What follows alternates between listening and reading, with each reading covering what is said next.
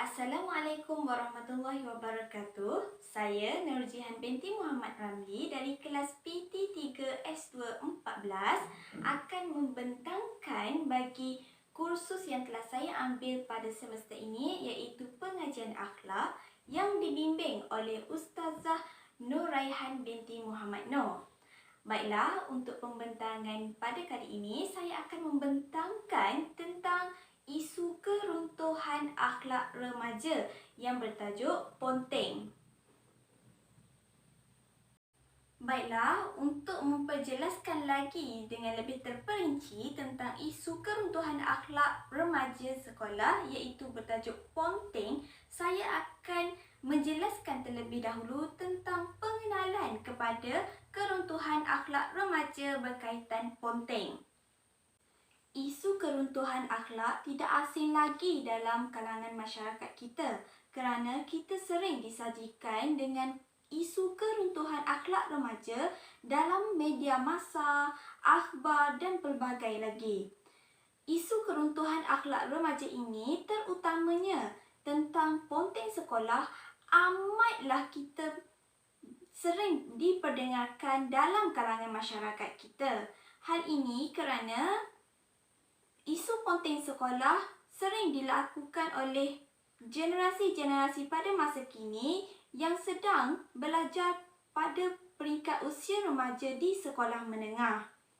Isu keruntuhan akhlak ponteng sekolah ini amat merisaukan kepada masyarakat kita kerana generasi-generasi inilah yang akan bertanggungjawab memerintah negara dan membentuk negara ke arah yang lebih maju.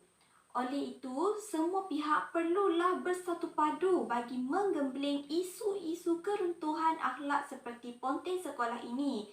Kerana bak kata pepatah, luka jangan dibiarkan bernanah. Kerana jika kita dibiarkan isu ini berlarutan, maka akan memberi kemudaratan kepada negara, masyarakat dan alam sekitar serta sekeliling kita. Menurut Muhammad Nasir 2005, beliau mentakrifkan bahawa akhlak merupakan sesuatu yang dapat memantapkan jiwa manusia tanpa melibatkan daya pemikiran.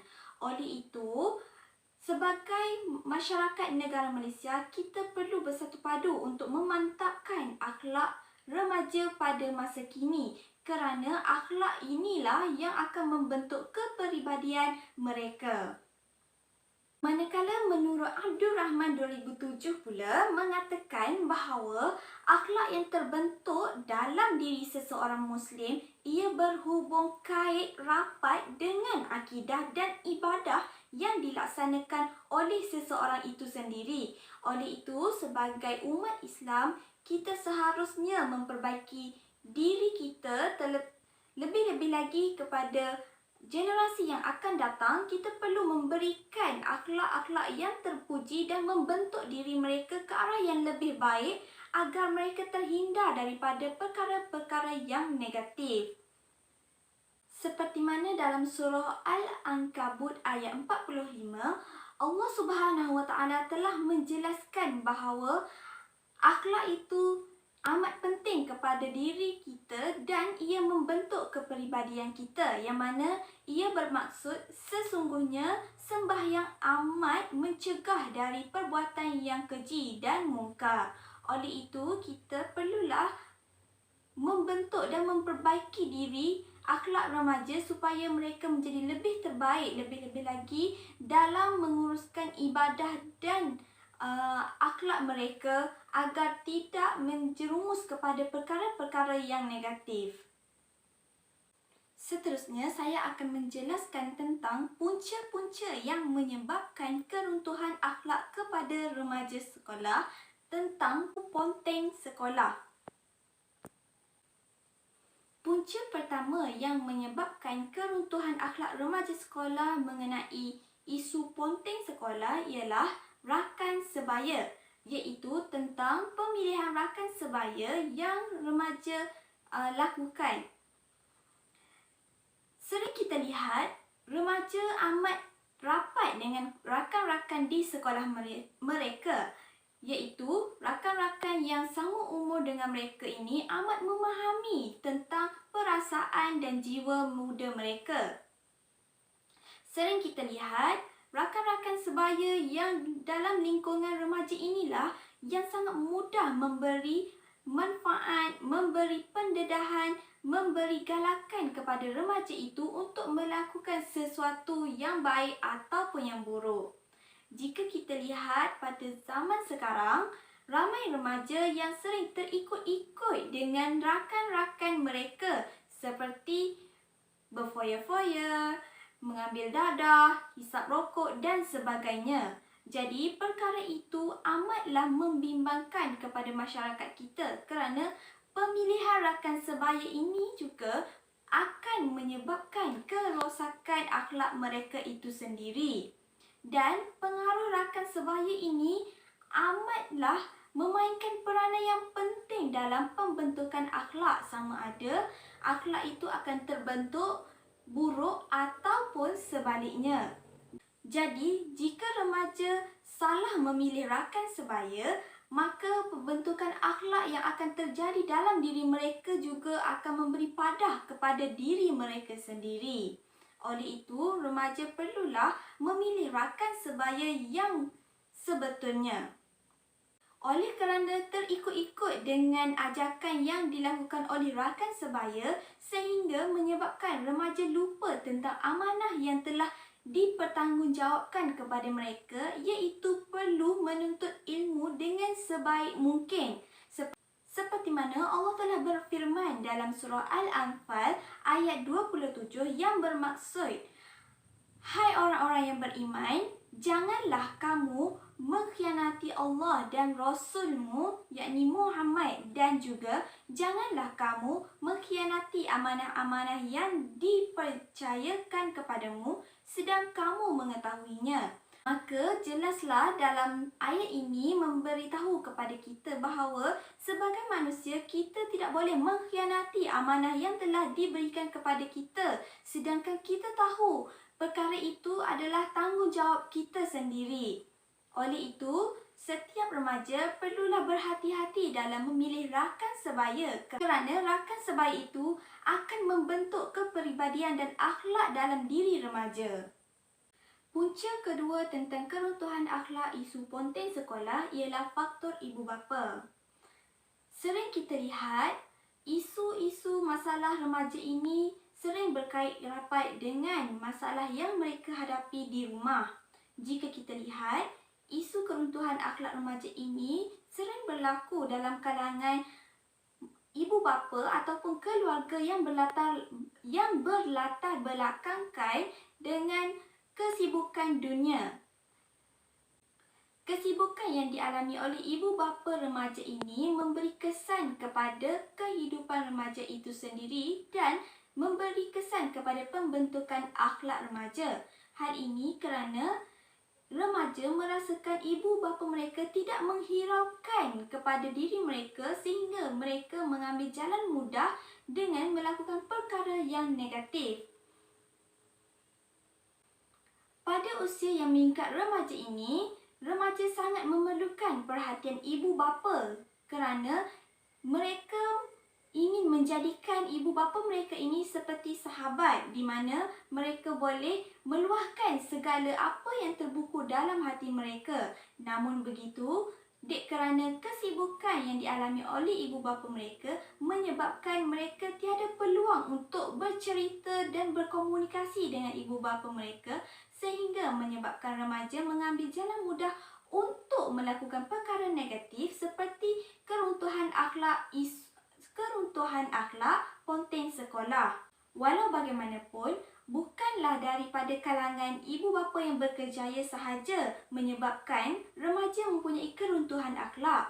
Namun begitu, remaja yang mempunyai keruntuhan akhlak ini terlahir juga daripada masyarakat yang kurang berkemampuan. Hal ini kerana ibu bapa mereka sentiasa melepaskan remaja untuk melakukan apa sahaja sehingga membiarkan remaja bebas ke sana ke sini dan melakukan perkara yang mungkar dan perkara-perkara yang negatif.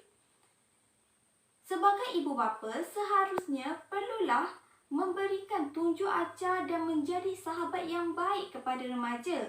Hal ini kerana remaja merupakan anak-anak yang telah diamanahkan oleh Allah Subhanahu Wa Taala kepada ibu bapa untuk mencorakkan anak-anak dan remaja menjadi yang lebih terbaik dengan akhlak-akhlak yang terpuji. Seperti mana Allah Subhanahu Wa Taala telah berfirman dalam surah Al-Ahzab ayat 72 yang bermaksud sesungguhnya kami telah mengemukakan amanah kepada langit, bumi dan gunung-gunung. Maka semuanya enggan untuk memikul amanah itu dan mereka khawatir akan mengkhianatinya dan pikullah amanah itu oleh manusia. Sesungguhnya manusia itu zalim dan bodoh. Maka jelaslah di sini menunjukkan bahawa ibu bapa perlulah bertanggungjawab untuk mendidik anak-anak mereka dengan memberi didikan dan agama yang secukupnya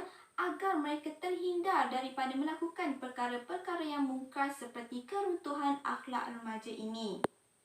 Punca yang ketiga menyebabkan keruntuhan akhlak remaja iaitu ponteng sekolah ialah faktor daripada guru sekolah itu sendiri. Hal ini dikatakan kerana terdapat segelintir guru yang memberikan perhatian yang tidak secukupnya kepada pelajar mereka. Ini bermaksud perhatian yang diberikan kepada pelajar tidak sama rata dan menyebabkan pelajar berasa tersisih dan tidak penting kepada guru mereka, sehingga menyebabkan mereka berasa malas untuk masuk kelas itu dan bosan untuk mempelajari subjek tersebut, sehingga menyebabkan mereka mengambil langkah mudah dengan melakukan ponteng sekolah. Hal ini telah menyebabkan keruntuhan akhlak remaja sekolah semakin bertambah.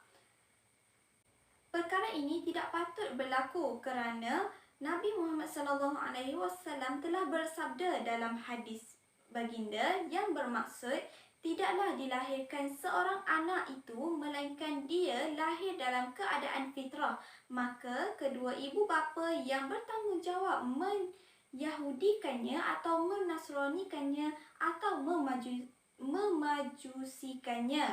Maka jelaslah daripada maksud hadis tersebut menjelaskan bahawa ibu bapa yakni guru-guru merupakan ibu bapa kepada murid-murid sepanjang murid-murid berada di sekolah perlulah memberikan didikan yang sebaik mungkin dan perlu mencorakkan murid-murid dengan memberikan akhlak dan tunjuk ajar yang sepatutnya agar mereka tidak melakukan perkara-perkara yang mungkar. Baiklah, kita beralih pula kepada langkah penyelesaian bagi mengatasi isu keruntuhan akhlak remaja mengenai ponteng sekolah ini. Langkah pertama ialah remaja itu sendiri perlu menggerakkan diri mereka untuk menjadi yang lebih baik, iaitu remaja perlulah bijak dalam memilih rakan sebaya kerana rakan sebaya ini merupakan antara rakan yang paling rapat dan kenal tentang remaja, dan dengan adanya rakan sebaya, remaja dapat meluahkan apa yang mereka rasa serta berkongsi masalah yang mereka hadapi. Hal ini juga kerana rakan sebaya merupakan golongan yang paling terdekat dengan remaja dan memberi pengaruh yang paling kuat kepada remaja sehingga memberi kecenderungan dalam melakukan pelbagai aktiviti sama ada melakukan aktiviti yang bermanfaat atau sebaliknya.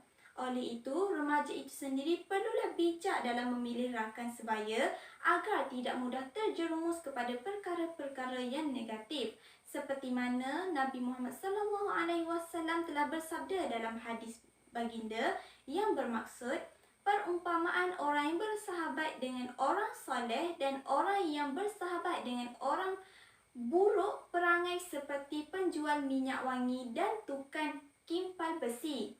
Pasti engkau akan dapat bauan wangi dari penjual minyak wangi tersebut sama ada membeli atau tidak. Sedangkan daripada tukang besi, kamu akan merasa bahang atau kamu akan mendapatkan bau yang tidak sedap. Maka dalam hadis tersebut jelaslah menerangkan kepada kita bahawa remaja perlu bijak dalam memilih rakan sebaya kerana dorongan yang diberikan oleh rakan sebaya itu mampu membentuk akhlak mereka sama ada buruk ataupun baik.